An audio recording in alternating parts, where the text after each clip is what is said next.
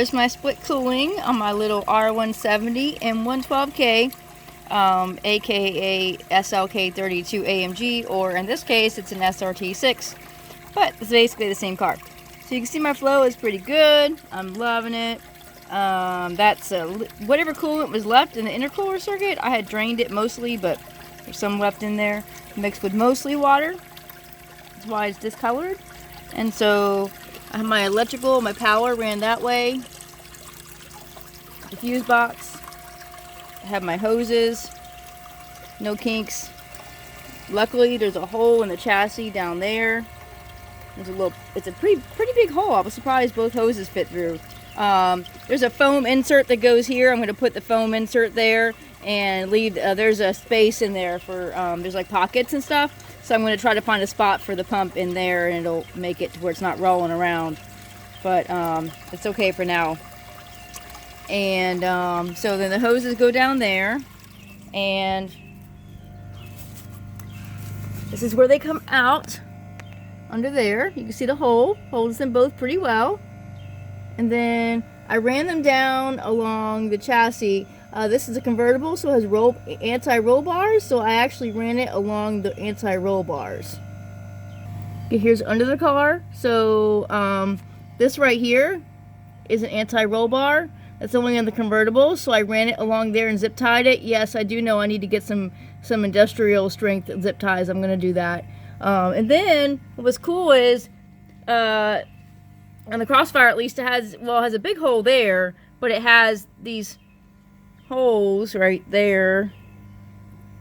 These holes all along the way, along the rocker panels. So I just kind of zip tied it. I know it doesn't look the best, but hey, it's gonna hold and it keeps it out of the way. And nobody's really ever looking under here anyway. I'm not taking this to car shows or anything. So anyway, so I was zip tied it all the way along the way down there. Then if you follow under here, this is another anti-roll bar right here.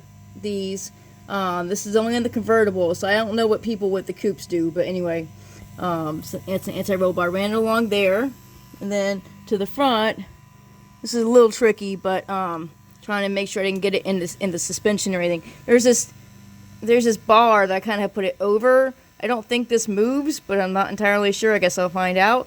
It's like a brace or something for the suspension, but I don't think it really moves, from what I know anyway. So, and then I ran it. My little workshop in my garage is a total mess because I've been like working all weekend and I haven't cleaned it up. So, but I'll clean it up. And so this is kind of the front. It doesn't look the best, doesn't look pretty, but it'll all be hidden under the bumper, so whatever. So anyway, it functions and there's no kinks, so whatever. So I have this one running directly into the front pump, and then it runs out of the pump into the intercooler, and then it's going to run back out the intercooler into the heat exchanger, and back out of the heat exchanger through here, and then all the way back again, the same path as the other hose. So that's kind of what I did with this car. So I'm not an expert by any means. I just like to mod my cars and work on them and do all kinds of stuff. So it seems to be working. I had good flow. We'll see what my IATs are. I know some other people may have different ideas of what works better, but this is working. The truth will tell on the track anyway. This is my new heat exchanger. It came off a V8 swap Crossfire. So my friend has a Crossfire, same color as this, but it's a coupe. It's an SRT6, and he took the original engine out and put the M113K engine in it. And this heat exchanger is an old heat exchanger from LET, which is Eurocharged.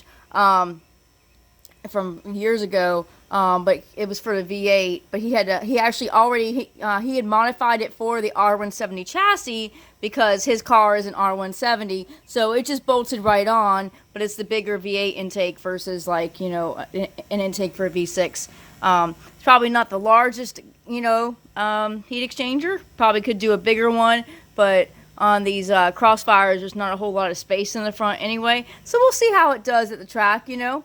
What you do is you add some mods and you hope for the best, and you see what your IATs are and go from there. So anyway, this car does have a new Eurocharge tune on it.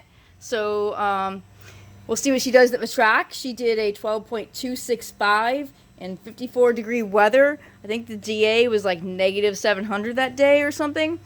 And that was just with a 65mm pulley. And at the time, it had the M113K intake on it. I'm going to try putting this mushroom filter on. Y'all don't shoot me, okay? I just want to try it to see what it's like. So it was cheap. I still have the old intake I can put back on. Really, I'm hesitant to put the intake on only because I like how my pretty valve covers. So I don't want to cover them up.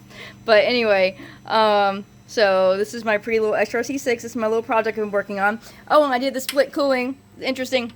So they had this breather line going from here to here, which then went into the coolant reservoir. So obviously I had to block both of these off.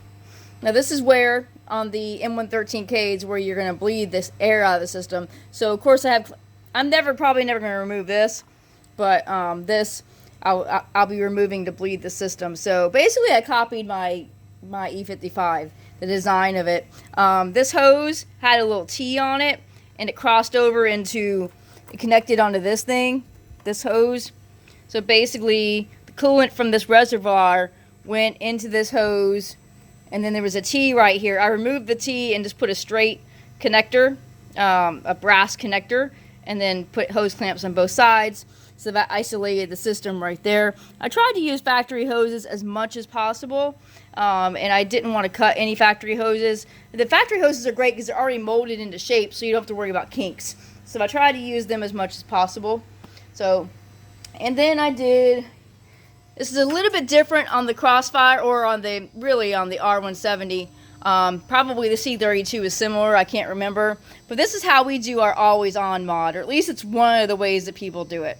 So we need to have this is the fuse that's supposed to go in there. And we have a little hot nut right there. It's always hot. So what you do is you put a little doodad, whatever it's called. I always forget what those are called. Ring connector or whatever there. And then it goes through there and there, and then it's always on. That's how we do it. I know it's different on the E55. I know because I've seen it. So anyway, and actually the way it's done on my E55, it could have been done on this car, but the problem is if you do that, you're splicing into or tapping into a factory harness, and I'd rather not do that if I don't have to. So this is a less invasive kind of way to make the pump be always on. And I have one thing I have not done yet that I need to work on. I have the wiring set out. So when I can put the bumper on and play with the fan wiring later, but I have not connected these to electricity. So these are for the track. These came off, again, this whole piece came off my friend's car. He's like super into, he doesn't really like race or anything. He's just trying to, squeeze as much horsepower out as he can and, all that stuff. Just enjoys tinkering with it. So hopefully these fans will help me a little bit when I'm in the staging lanes. Not sure how much, but anyway. Something is better than nothing, because right now in the staging lanes you're sitting there getting heat soak because there's no air movement going into your heat exchanger. So anyway, that's pretty much the extent of what I worked on this weekend. And so anyway, if y'all have any advice or tips, this is my pretty car. It's a convertible. Hardly anybody, really basically nobody modifies the convertibles, but mostly because they're so rare. I'm trying to keep things kind of factory.